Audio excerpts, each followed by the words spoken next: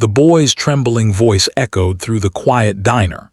His small hands clutched the broken remains of a toy truck, its wheels crushed, paint scraped, and a tear-stained reflection of everything he'd lost that morning. "They broke my toy and they hit my mom," he whispered, his voice cracking under the weight of fear no child should ever know. The diner fell silent. Forks froze midair. Every biker in leather, every man with oil-stained hands and tired eyes, turned toward that sound, the sound of innocence shattered.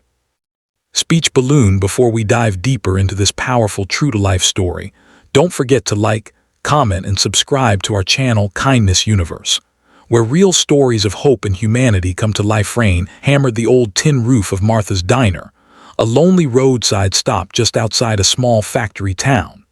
The smell of coffee and burnt toast filled the air. Outside, the clouds hung low and heavy, like the world itself had forgotten how to smile. Inside, Sarah, a young mother in her early 30s, sat quietly with her 6-year-old son, Tommy.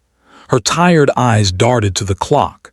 She was already late for her shift at the textile factory. A bruise darkened beneath her sleeve, but she kept her arm hidden. She smiled weakly at Tommy, handing him the little red toy truck his late father had given him.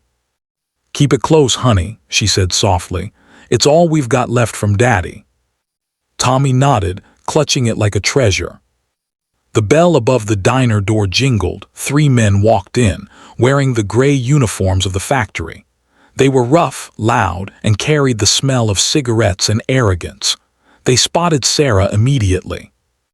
"Well, if it isn't the boss's favorite worker," one sneered. "Late again, Sarah." She lowered her gaze. "Just having breakfast with my son." He laughed, cruel and sharp. "Maybe you should be more grateful you even have a job. Some of us can't afford to sit around."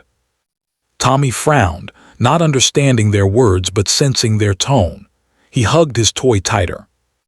When the man reached for Sarah's coffee cup, spilling it on purpose, Tommy shouted, "Hey, leave my mommy alone." The factory worker turned, and with a smirk, snatched the boy's toy truck, crushing it beneath his boot. Plastic cracked under the weight. Tommy screamed. Sarah rose, tears flooding her eyes. "Don't you dare," she cried, grabbing his arm. The man shoved her hard. She hit the counter, her lip bleeding. For a moment time froze, until a low, thunderous sound broke the silence.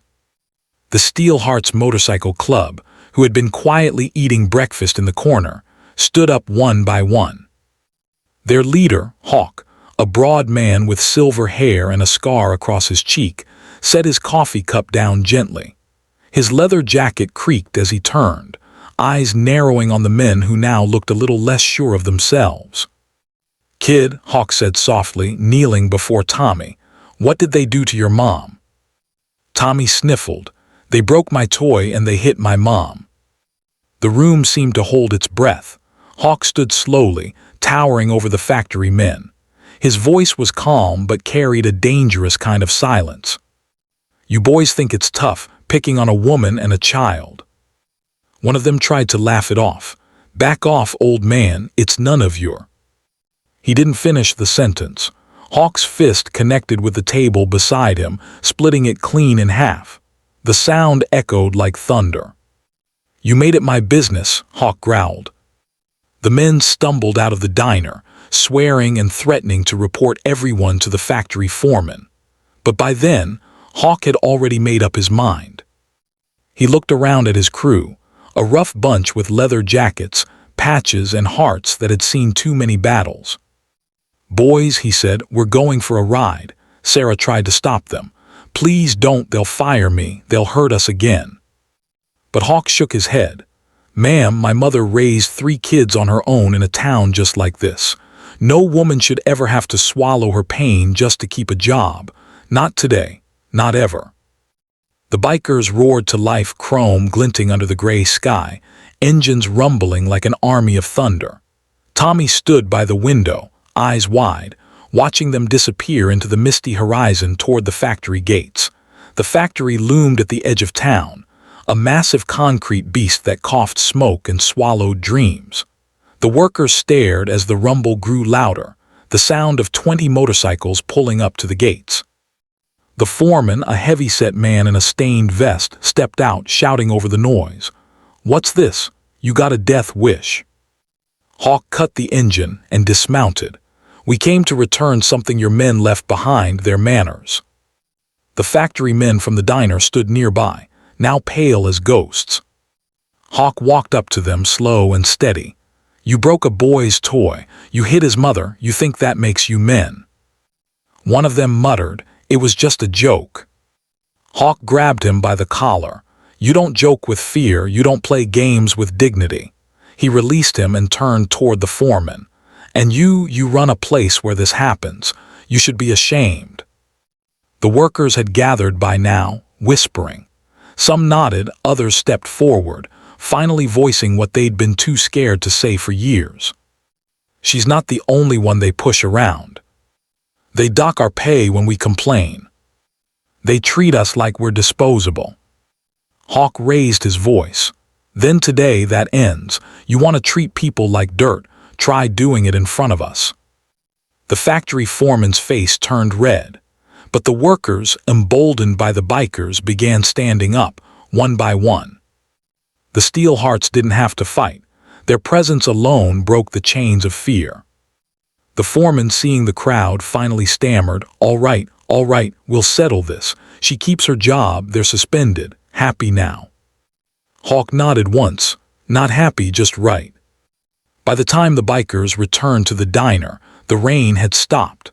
The sun peeked through the clouds for the first time that day, painting the wet road in gold. Sarah stood at the door, holding Tommy close. She'd been crying, but this time the tears were of relief. Tommy ran up to Hawk. "Did you make them say sorry?" Hawk smiled softly, something like that. Then he reached into his jacket and pulled out a small wooden box. Inside was a brand new toy truck, hand-carved, painted red and silver. "I made this a long time ago for my boy," Hawk said quietly. "He's all grown now. I think he'd want you to have it." Tommy's face lit up, all mixing with gratitude. "For me?" "Yeah, little man, for you." Sarah's lips trembled. "You didn't have to." "I know," Hawk interrupted gently, "but kindness, that's what makes us human." The bikers waved goodbye, roaring down the highway again, engines fatting into the wind. But something stayed behind, a spark, a reminder that even in the darkest places, light can rise from the roar of courage. Weeks passed. Sarah found her strength again. Word of what happened spread across the town, the story of the bikers who stood up for a mother and child. Workers at the factory demanded fair treatment. The abusive foreman was fired. Sarah was promoted to supervisor. For the first time in years, she walked to work with her head held high. Tommy, too, found his laughter again. He carried the wooden truck everywhere, calling it his lucky charm. Whenever he looked at it, he remembered that day, the day strangers became heroes one evening. Sarah sat by the diner window, the same seat where it all began. Outside, she saw Hawk again just for a moment. He was refueling his bike, his gray hair catching the sunset light. She stepped outside. "Hawk." He turned, smiled faintly. "I never got to thank you properly," she said. "You changed our lives." He shook his head. "We didn't change your life, ma'am. You did. You stood up. We just reminded the world that some things, some people still matter." Sarah's eyes glistened. "How do I repay that?" "Pass it on," Hawk said simply. "The next time you see someone hurting, don't look away." Then he revved his engine and disappeared into the horizon, the sound of thunder slowly fading into silence.